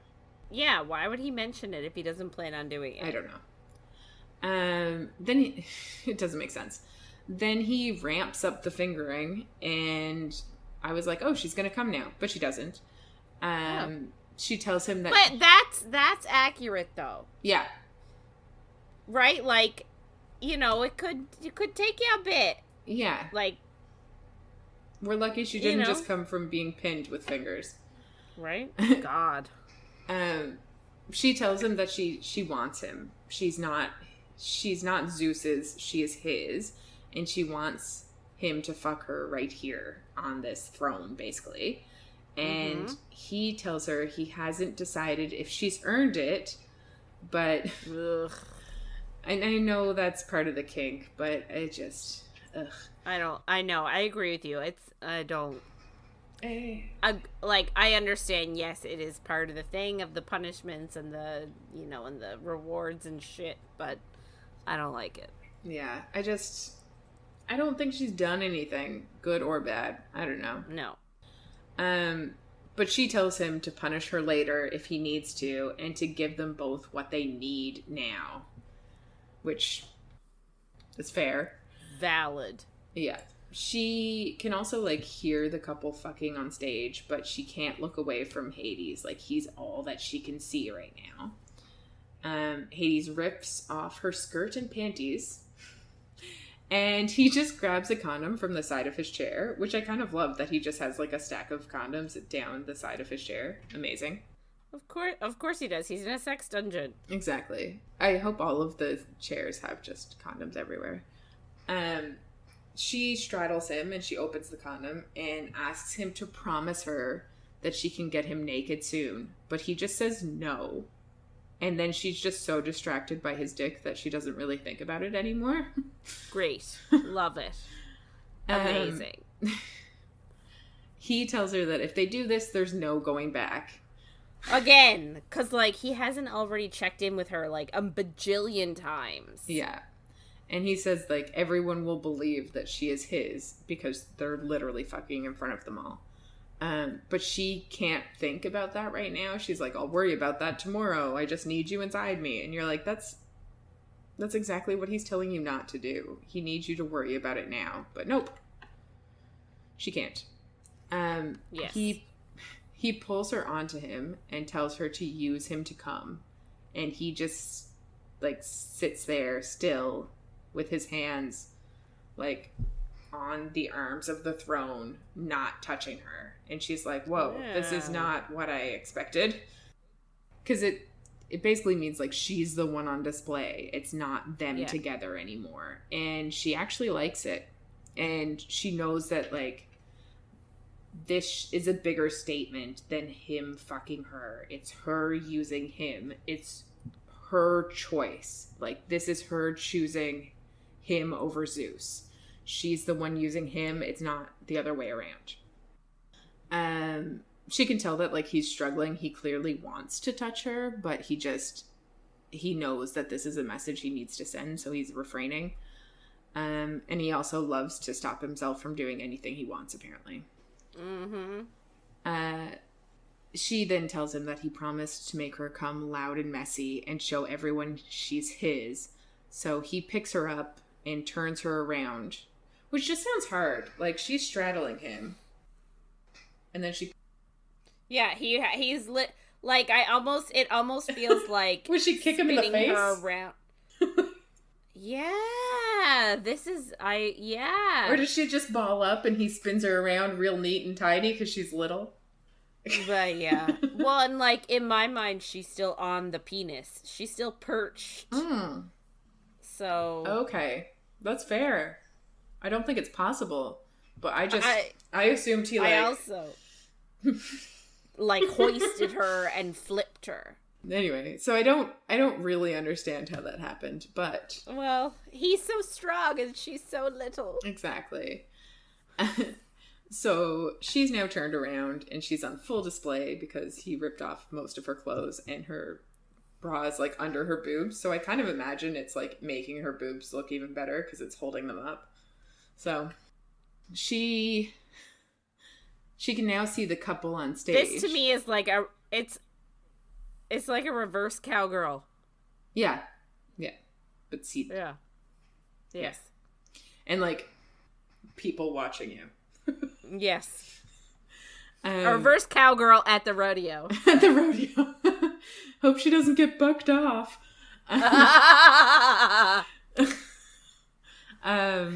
Yeah.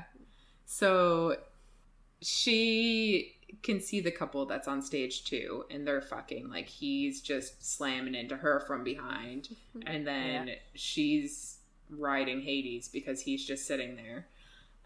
But she noticed that like most people here are actually watching them. They're not watching the couple on stage. Mm-hmm.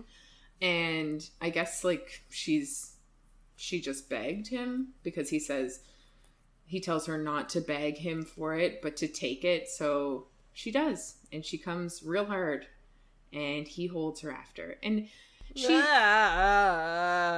when she comes, she says that like words come out of her mouth and she doesn't know what she's even saying. And I'm like, we never hear what it was, so I don't know if it meant anything, but it's just like such a weird thing to say. Yeah. Hades puts his dick away and she's confused because he didn't come. And she's like, what the fuck? But he says it's because he's nowhere near done with her yet. And that's it. That is where we end. That was like quite the sex scene. It is quite the sex scene. Yeah, and that's literally where we finish the week, is with a really hot sex scene of some voyeurism and like her taking what she wants. Good for her. Yeah, and it's about time. We have women taking what they want instead of waiting for it from stupid dudes. Mm-hmm. What are men compared to rocks and mountains? Yes. What are men compared to rocks and mountains? Yeah. I know all I could think about was the scene in the 2005 Pride and Prejudice where they're sitting on the rocks and they're in the forest. And I was like, it must be forest. And then I was like, wait, no, it's not. Okay. Yeah. So, I guess on that note, now that we got y'all hot and bothered after that steamy sex scene, we're going to wrap it up this week. Not penises. We're wrapping up the episode. But you should wrap up penises before you jump on them. Yes, 100%. And Hades does a great job of wrapping it up a lot. It's true. In this book. It's great to see. So, if you want to get in touch with us and share your thoughts on anything you heard in any of our episodes, or if you have any book suggestions for us, please email us at coffeeandcoread@gmail.com. And be sure to check us out on Twitter, Facebook, and Instagram at coffeeandcoread. So next week, we're going to be discussing chapters 15 to 23 of Neon Gods. So make sure to follow along. And if you're enjoying our little chats, don't forget to follow, rate, and review wherever you find our content. Thanks for listening, everyone, and we'll see you on the next page.